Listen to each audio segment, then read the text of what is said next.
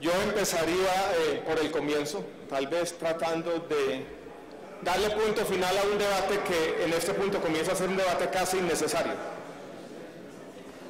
Y ese comienzo es decir, el presidente va a sancionar la ley estatutaria una vez se rehaga o se reintegre o se recomponga el texto como tiene que ser, siguiendo lo que dice la Corte Constitucional en su sentencia C-233, 2313 y en el auto C-277 de hacer un recuento de cómo fue este trámite y volver a plantear algunos de los puntos de fondo, porque yo creo que en la discusión jurídica de los últimos días hemos olvidado tal vez los asuntos sustantivos de este debate.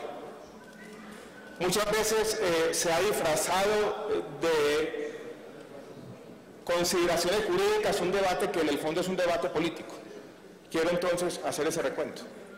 Esta historia comienza por allá en los meses de junio y julio del año 2012. En ese momento había 4 proyectos de iniciativa legislativa de ley estatutaria. Yo entré al ministerio en septiembre del año 2012.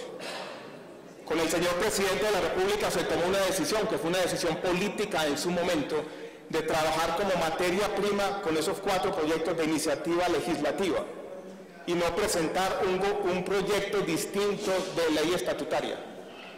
Trabajamos en su momento con esos 4 proyectos con algunos exmagistrados de la Corte Constitucional y presentamos en el 2 de noviembre del año 2012, aquí está el senador Armando Benedetti, lo firmó un primer proyecto de ley estatutaria que consagraba la salud como un derecho fundamental y hacía lo que debe hacer toda ley estatutaria, incorporar la jurisprudencia de la Corte Constitucional, incluyendo la observación 14 del Comité de Derechos Sociales y Culturales de las Naciones Unidas en la legislación. Porque hasta entonces, si eso lo corrige esta ley estatutaria, teníamos como 2 vertientes en el tema de la salud. Por un lado iban las normas, por un lado distinto, muchas veces iba la jurisprudencia de la Corte Constitucional. Se hizo así en su momento, se presentó entonces esa ponencia, trabajando con el Congreso y con los magistrados. No se le pudo dar trámite. Después, en marzo del año 2013, como iniciativa del gremio de la medicina, la Gran Junta Médica, le presenta al gobierno una propuesta de lo que ellos llamaron ley estatutaria, 14 puntos. El gobierno la acoge en términos generales y comenzamos a trabajar utilizando como insumo esa propuesta de la Gran Junta Médica, lo que habíamos hecho el año anterior y algunas propuestas que tenía el Congreso de la República. Usted se acordará, senador Velasco, que trabajamos en esa ponencia. Después fue el mismo gobierno el que le dio mensaje de urgencia a ese trámite y se aprobó por este Congreso en el mes de junio del año 2013. Y quiero decir esto para información del país, porque yo creo que hay cosas que deben saberse en este debate confundido de los últimos días. Muchos de quienes quieren enarbolar la bandera de la ley estatutaria en su momento dijeron aquí hubo un vicio de trámite. Fueron a la misma Corte Constitucional a decirle, mire, declare la ley estatutaria inexequible completamente porque hubo un vicio de trámite. Yo tuve que ir a reunirme casi magistrado con magistrado explicando cómo no había ningún vicio de trámite. En esto hemos tenido un gran oportunismo político. Quienes quieren hoy enarbolar esa bandera fueron a decirle a la Corte una y otra vez que la declarara inexequible. La Corte hizo una audiencia pública, abril del año 2014. Quienes hoy dicen defender la ley estatutaria le pidieron a la Corte que declarara inexequible completamente. ¿Quién defendió en la audiencia pública la ley estatutaria? La Gran Junta Médica, que había primigeniamente presentado la propuesta, y el gobierno, nadie más.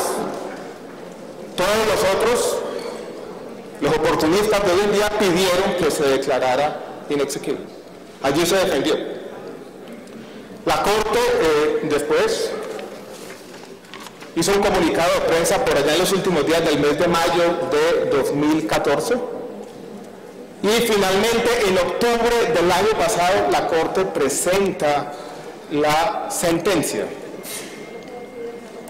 Antes de decir que dijo la Corte Constitucional en esa sentencia, sobre eso también ha habido confusión en los últimos días, quiero, señores senadores, volver un poco atrás y explicar qué es lo que hace la ley estatutaria. Y convencerlos a ustedes de que la esencia de la ley estatutaria no fue modificada por la Corte Constitucional. El 95, yo diría un 99% de lo que está en la ley después de la corrección de la Corte fue lo que aprobó este Congreso. Y yo quiero decirle, repito, senador Velasco, esa ley mejoró de manera ostensible en el trámite legislativo, mejorada por este Congreso, en algunos aspectos que voy a resaltar. Entonces, ¿qué hace la ley estatutaria? Primer punto fundamental, incorpora esa jurisprudencia de la Corte Constitucional, define cuáles son los principios fundamentales que deben regir la organización de nuestro sistema de salud. Define de manera clara los derechos y deberes de los ciudadanos, también incorporando de manera sistemática la jurisprudencia de la Corte. Y hace una cosa fundamental que no teníamos hasta entonces. Delimita o demarca las responsabilidades del Estado y las responsabilidades del sistema de salud. Define unas reglas claras en este sentido. Uno puede decir, por un lado tenemos los determinantes sociales que afectan la salud, por ejemplo, los programas educativos, o los temas que tienen que ver con infraestructura, o los temas que tienen que ver con otros aspectos sociales que no tienen que ver con la salud, pero la afectan.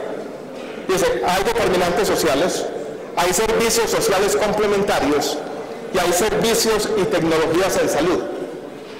¿Y qué dice la ley estatutaria? Los determinantes sociales son una responsabilidad del Estado, pero no pueden cubrirse con los recursos del sistema de salud. Primer punto importante. Así lo dispuso la ley, así lo discutimos muchas veces con el senador Avellaneda, senador Velasco, y así lo aceptó la Corte. Con respecto a las tecnologías y servicios en salud, habíamos planteado desde entonces algunas exclusiones explícitas que demarcan o delimitan esa responsabilidad estatal. Y lo establece así la ley estatutaria, dice lo que es experimental, lo que no tiene registro sanitario, lo que no tiene evidencia, lo que sirve a un fin eminentemente cosmético o lo que tenga que ser prestado en el exterior, no puede, solo en algunas circunstancias muy especiales, ser cubierto con recursos públicos. Muchos se opusieron a esas exclusiones, la Corte Constitucional las aceptó integralmente. También habíamos planteado, para un tema complejo que está en la frontera del derecho fundamental a la salud y los servicios sociales complementarios, que hoy en día representan una porción importante y creciente de las tutelas, por ejemplo, el tema de transporte y alojamiento de los pañales, que se iba a crear un fondo especial distinto a los fondos de salud para cubrir esos servicios sociales complementarios. ¿Qué dijo la Corte Constitucional? Y el fondo dijo que estaba de acuerdo con esa idea, pero como no se había identificado la fuente para ese fondo, no podía aceptar esa propuesta. Pero seguramente la vamos a hacer más adelante. Esto para decirles que en ese tema de delimitar las responsabilidades del Estado, la Corte aceptó lo que propuso este Congreso de la República y lo que trabajamos y discutimos aquí y tratamos de definir después de muchas noches de trabajo. La ley estatutaria definió también la autonomía médica con criterios de autorregulación. Eso la Corte lo aceptó en su integralidad. Se ha dicho en el debate de los últimos días que el gobierno quería menoscabar la autonomía médica y que fue la Corte la que se opuso a eso. O sea, absolutamente falso, es una mentira. Ese artículo no lo tocó la Corte Constitucional. Aquí también se definió en la ley estatutaria que la política farmacéutica tiene que ser la política de Estado. Y eso tiene una importancia que se ha visto resaltada en los debates de los meses anteriores. Nuestra regulación de precios de medicamentos y nuestra política de competencia de biosimilares ha comenzado a ser atacada en algunos escenarios internacionales diciendo que puede menoscabar los acuerdos internacionales del país sobre propiedad intelectual. Hoy tenemos una norma de alcance constitucional que el país puede llevar a esos escenarios internacionales y decir, mire, la salud del pueblo es un derecho humano, es un derecho fundamental. Y por lo tanto vamos a tener una defensa mucho más fuerte para quienes quieren en algunos escenarios internacionales sin razón borrarlo como sexo. Y se lo digo, señores senadores, esa política farmacéutica comienza a ser imitada a todo lo largo y ancho del continente. Nosotros lo llaman de Panamá, de Perú, de Chile y de México, para que tratemos de explicar lo que estamos haciendo. Y aquí tenemos una defensa o un blindaje, lo digo de esa manera mejor, de esa política, porque la salud está consagrada como un derecho humano y como derecho fundamental. Eso también lo aceptó la Corte. Se ha dicho muchas veces que la ley estatutaria quiso defender las EPS, eso es absolutamente falso. Desde entonces planteamos en este escenario que la ley estatutaria nada tiene que ver con el funcionamiento del sistema de salud. La ley se ocupa del qué. Son las leyes ordinarias las que se van a ocupar del cómo. Por eso tratamos desde el comienzo de decir, esta ley estatutaria tiene que ser compatible, consistente, coherente con cualquier modelo. El círculo de beneficiarios en un borrador de decreto sobre afiliación. Y decimos, por ejemplo, los niños que viven con sus tíos o con sus abuelos pueden ser beneficiarios de ellos. Estamos incorporando la jurisprudencia y las normas y obedeciendo ese espíritu de la ley estatutaria. En el decreto de zonas dispersas que publicamos a finales del año pasado, que trata de tener un mejor modelo de salud en la periferia colombiana, estamos obedeciendo a los mandatos edictados de la ley estatutaria. ¿Qué hizo la Corte Constitucional? Primer punto importante, de 26 artículos, la Corte dice 17 de 26 son perfectamente exequibles, no los cambia. 17 de 26. En otros apartes introduce algunos cambios que yo diría son cambios de énfasis, pero no son cambios de fondo. Por ejemplo, decíamos una y otra vez en varias partes de la ley que el sistema debe pagar aquello que se requiera con necesidad. Abro comillas, lo que se requiera con necesidad. La Corte tachó esa frase, se requiera con necesidad, porque decía la Corte Constitucional, obedeciendo a su jurisprudencia, que no estaba definido claramente qué es aquello que se requiere con necesidad. Hablamos, y recuerdo usted, senador Velasco, también que esto lo discutimos, sobre la obligatoriedad de la atención. Nosotros decíamos en su momento la atención inicial de urgencias. La Corte dice no solamente la atención inicial, toda la atención de urgencias. En algún momento se hablaba de lo que es razonable y efectivo. La Corte también nos dice, como no hemos definido claramente aquello que no es razonable y efectivo, eso lo voy a eliminar del texto de la ley. Pero en el fondo sobre esto quiero hacer claridad plena. La ley que va a ser sancionada por el presidente de la República fue en esencia idéntica a la ley que fue aprobada por este Congreso. Porque se ha dicho también de manera equivocada, falsa, mentirosa en los últimos días, que la Corte cambió completamente la ley y que por eso el gobierno tiene ahora desgano al sancionarla. Eso es falso, completamente falso.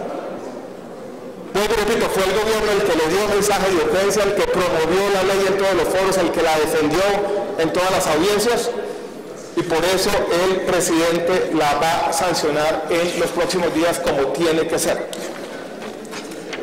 Y quiero volver sobre lo siguiente, yo creo que esta ley es parte de un cúmulo, de una secuencia de medidas que estamos tomando para mejorar el sistema de salud, que nos ha llevado a la cobertura universal, que nos ha llevado a la igualación en los planes de beneficio de todo régimen subsidiado y contributivo, a la ampliación sustancial del plan de beneficios, al giro directo a los hospitales, a la igualación de las unidades de pago por capitación en los dos regímenes también, para tener un sistema no solamente equitativo sino sostenible, a la política farmacéutica que incluye no solamente la regulación de precios sino también la competencia de los medicamentos biotecnológicos, que hoy representan la tercera parte del gasto farmacéutico, a la política de transparencia, a nuevas instituciones como el Instituto de Evaluación de Tecnologías y a la misma habilitación financiera que protege los recursos públicos de la salud.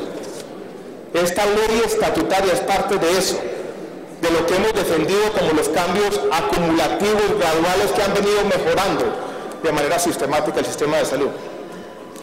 ¿Qué preocupación tenía yo? Y expresé públicamente, y se la quiero presentar esta tarde, senadores, y no obedecía tanto a los cambios que hizo, a las enmiendas que hizo la Corte Constitucional del texto, sino a algunas opiniones que están en la parte emotiva de la sentencia.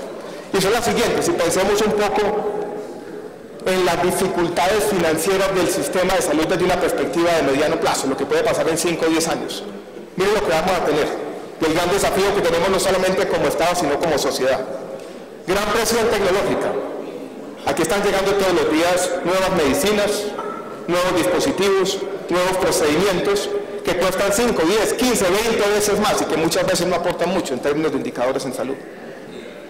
Colombia, al tener un gasto de bolsillo que es el más bajo del mundo en desarrollo, entre 15 y 20% del gasto social en salud viene del bolsillo de la gente. Y al tener unos sistema muy judicializado, es mucho más vulnerable que otros países a esa presión tecnológica. Tenemos también presión demográfica. Colombia tuvo 25 o 30 años atrás una transición demográfica que fue espectacular, sobre todo en la zona cafetera.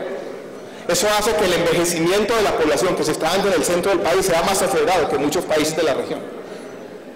Y tenemos, por decirlo de alguna forma, también lo que yo llamaría presión socioeconómica. En nuestro país se multiplicó la clase media en los últimos 10, 12 años, y las clases medias urbanas quieren tener acceso a las mismas tecnologías que tiene un país como Estados Unidos. Estados Unidos gasta $8.000 por habitante, nosotros gastamos entre 600 y 700. Presión tecnológica, presión demográfica, presión socioeconómica, necesidad de mejores tarifas, necesidad de formalizar buena parte de los trabajadores. ¿Cómo vamos a pagar por eso? Eso nos obliga, señoras y señores, a tener un contrato, un acuerdo social coherente, a tener una forma de lidiar con este problema que enfrentan todos los sistemas de salud del mundo, que desvelan a todos los ministros de salud del mundo desarrollado, del mundo en desarrollo, y que obliga a tener acuerdos sociales razonables, y vuelvo y repito, límites razonables a lo que los sistemas de salud pueden hacer. Y por eso yo creo que es importante aprovechar esta oportunidad en los retos reglamentarios que vienen después, para que con la ley estatutaria podamos tener límites razonables. Yo simplemente termino, señor presidente, con lo siguiente. Reitero que nunca tuvimos la intención de cambiar lo que había dicho la Corte Constitucional. Es cosa juzgada, y así lo aceptamos con respeto, como tiene que ser. El gobierno tiene unas relaciones constructivas y amistosas con la Corte Constitucional. Ayer estuve allá hablando con los magistrados, y lo hacemos en el contexto del seguimiento de la sentencia TGT 160. Pero yo sí quiero, de alguna manera, reiterar que este logro de la salud como derecho fundamental, estos avances normativos que están integrados en la ley estatutaria, fueron el resultado del trabajo denodado de la sociedad civil por parte de los médicos, de muchos de ustedes congresistas que trabajaron en eso, y del gobierno nacional.